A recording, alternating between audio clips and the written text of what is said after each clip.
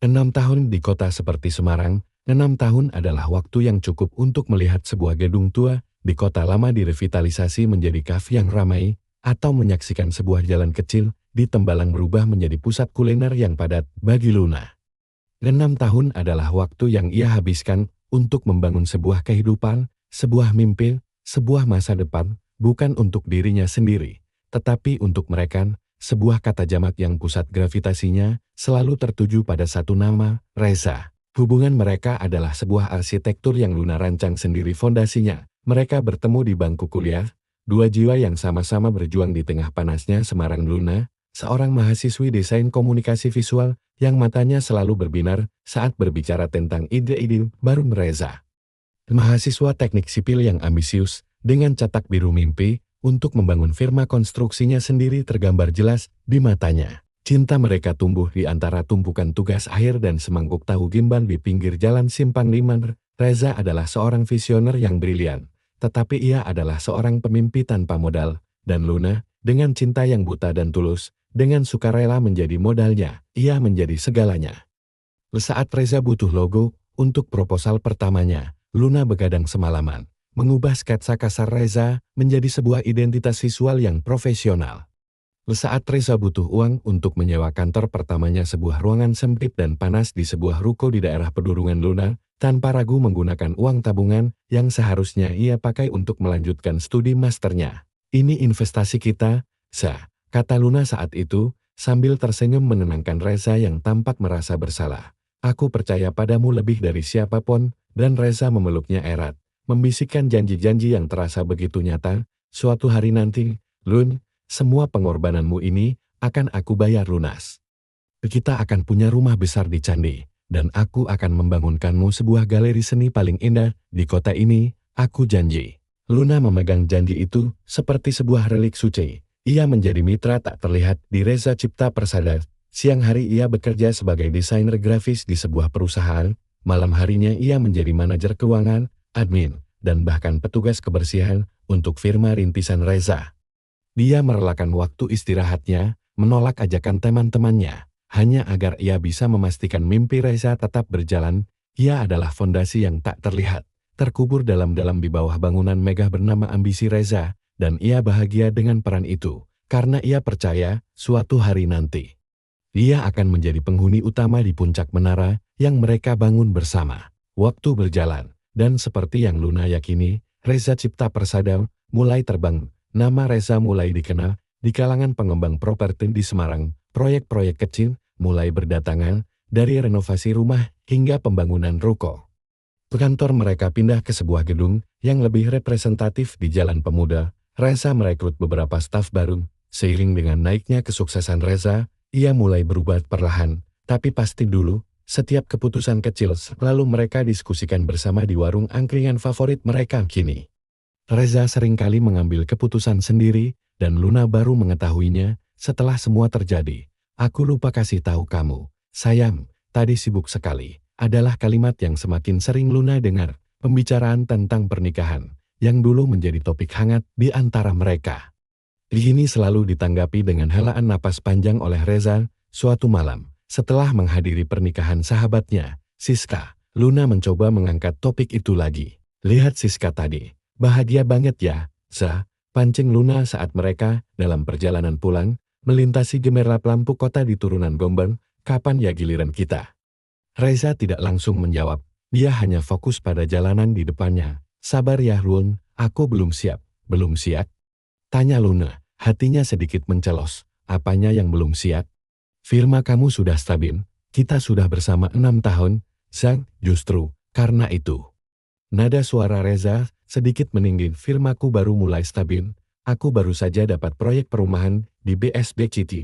Ini proyek besar pertamaku, aku tidak mau pikiran kita terpecah oleh persiapan pernikahan. Aku mau kita menikah dengan layak, bukan dengan sisa-sisa tenaga dan pikiran, kamu ngerti kan?" Luna terdiam. Logika Reza terdengar masuk akal, tetapi hatinya merasakan ada sesuatu yang salah.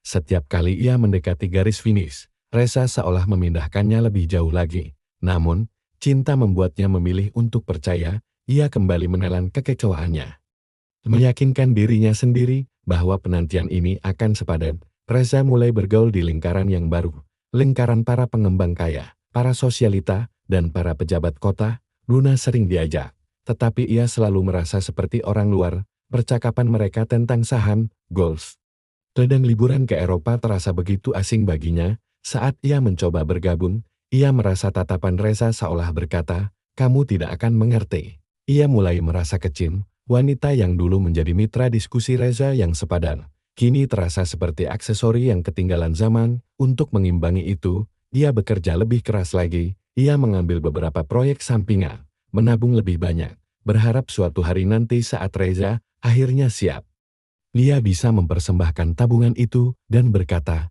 "Lihat, aku juga bisa membantumu." Ia tidak sadar bahwa usahanya untuk membantu justru semakin dipandang sebagai tekanan oleh Reza. Proyek perumahan di BSBCT itu sukses besar. Reza Cipta Persada kini benar-benar menjadi pemain utama. Reza menjadi bintang, wajahnya muncul di beberapa majalah properti lokal.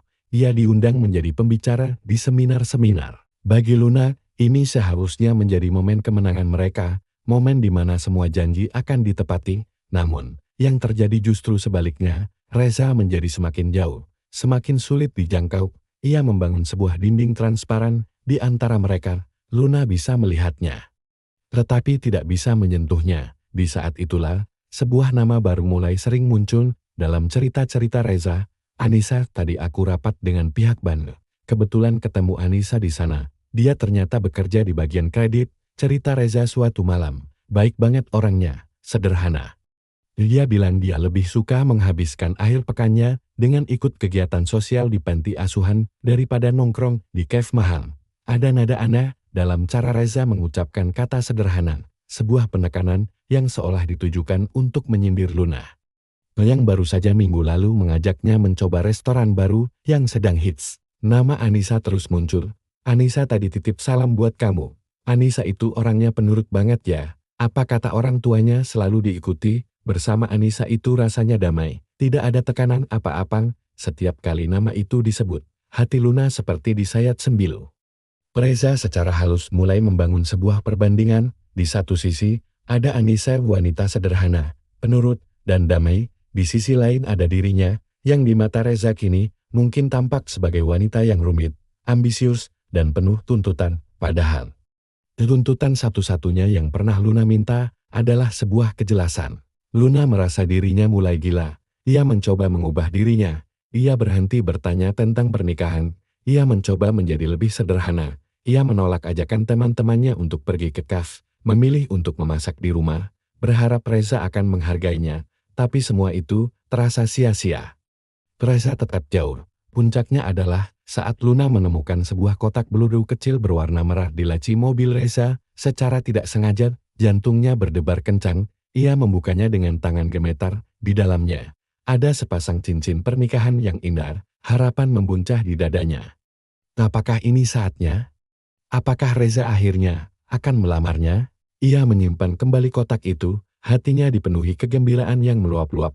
Ia menunggu. 1 hari, 2 hari, 1 minggu. Reza tidak mengatakan apa-apa. Sementara itu, ia semakin sering lembur atau meeting di luar kota. Luna yang tidak tahan lagi memutuskan untuk bertanya.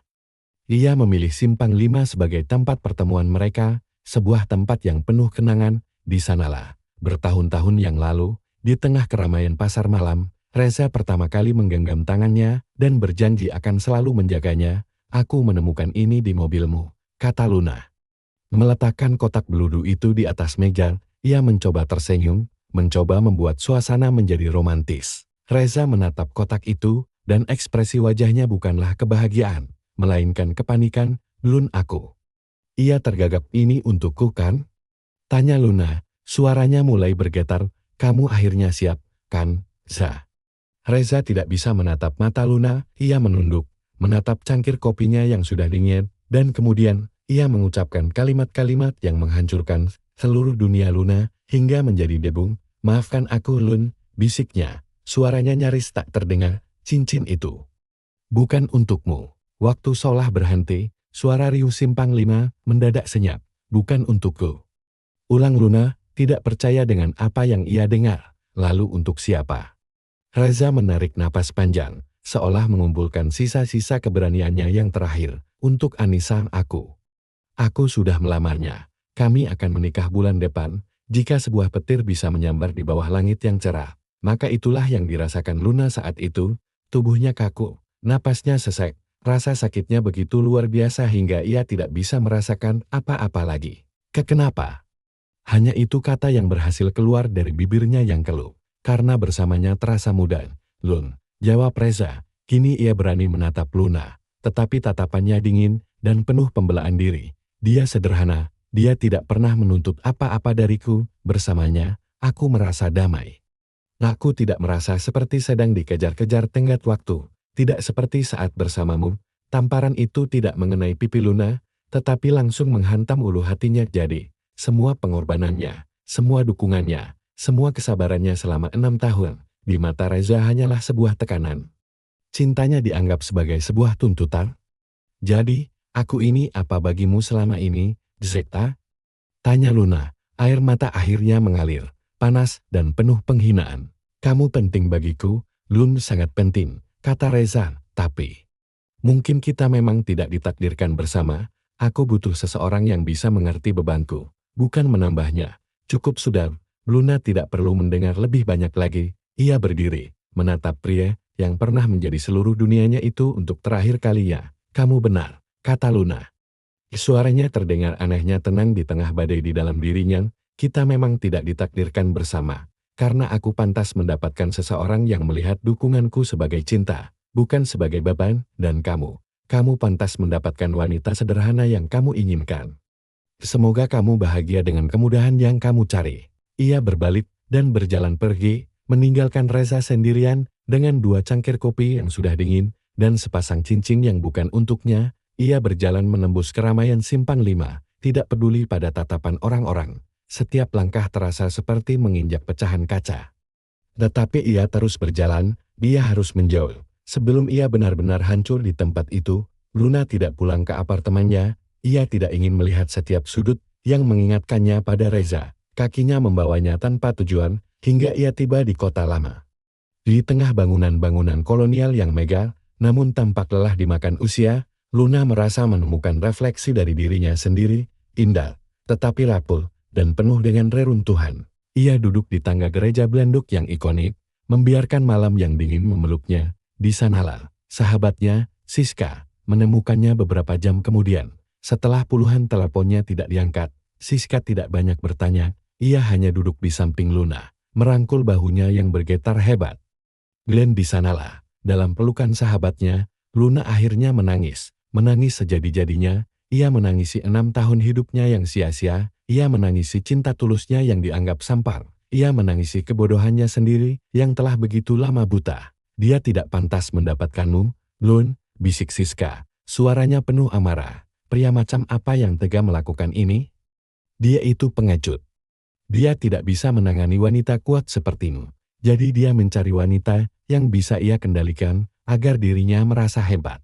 Kata-kata Siska adalah tamparan kesadaran bagi Luna. Selama ini, ia selalu berpikir dirinya lah yang kurang sabar, kurang sederhana, kurang mengerti. Tapi mungkin, bukan dirinya yang kurang, mungkin Reza lah yang tidak cukup berani, tidak cukup setia, tidak cukup dewasa.